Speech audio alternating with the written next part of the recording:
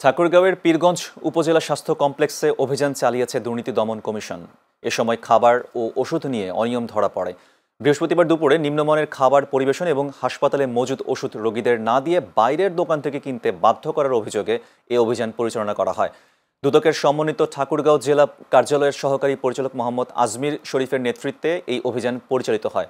অভিযান শেষে দুদক কর্মকর্তা মোহাম্মদ আজমির শরীফ সাংবাদিকদের জানান, অভিযানে রান্নাঘর, গুদামঘর এবং বহির্বিভাগ ঘুরে দেখা হয়। রোগীদের দেওয়া খাবার নিম্নমানের এবং ডায়েট চার্ট অনুযায়ী নয় বলে নিশ্চিত করেন তিনি।